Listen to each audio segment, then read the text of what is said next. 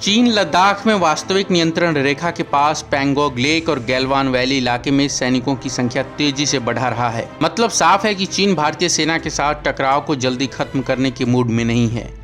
इलाके की स्थिति से परिचित लोगों ने कहा कि चीन ने गैल्वान वैली में करीब 100 टेंट गाड़े हैं।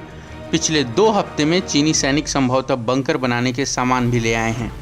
हालांकि चीनी सैनिकों को भारतीय सेना के जबरदस्त विरोध का सामना करना पड़ रहा है। पिछले कुछ हफ्तों से पूर्वी लद्दाख के कई हिस्सों में चीनी सैनिकों की ओर से अतिक्रमण की घटनाएं सामने आई हैं। हालांकि कम से कम 2 मौकों पर भारत और चीन के सैनिकों के बीच झड़पें हुई हैं। इन झड़पों में दोनों देशों के कई सैनिक घायल भी हुए हैं। लद्दाख में भारत और चीन के बीच बढ़ते तनाव के बीच army chief general MM Naravane ने शुक्रवार को लेह स्थित 14 कॉर्प्स के हेडक्वार्टर का दौरा किया और टॉप कमांडरों के साथ वास्तविक नियंत्रण रेखा के पास के इलाकों की सुरक्षा व्यवस्था का जायजा लिया। PTI के मुताबिक भारतीय सेना भी पैंगोंग लेक और गैल्वान वैली में दोनों जगहों पर चीनी टुकड़ियों की बराबरी में सैन्य टुकड़ियां भेज रही है।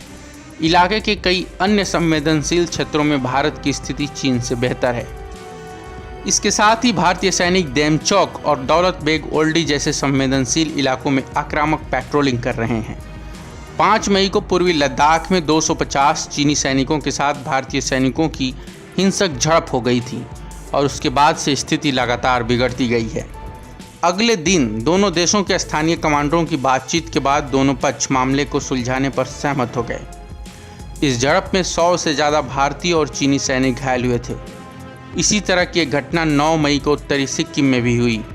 पिछले सप्ताह चीन और भारत के लोकल कमांडरों ने 5 बैठकें की और भारतीय सेना ने गैल्वान वैली में चीन की ओर से खड़े किए गए तंबुओं को लेकर कड़ा प्रतिरोध जताया। विदेश मंत्रालय के प्रवक्ता अनुराग श्रीवास्तव ने चीन के उस दावे को खारिज कर दिया जिसमें कहा गया था कि लद्दाख में तनाव भारतीय सैनिकों के चीन की सीमा में घुसने पर बढ़ा है। 2017 में डोकलाम में भारत और चीन के सैनिकों के बीच 73 दिन तक टकराव की स्थिति बनी रही।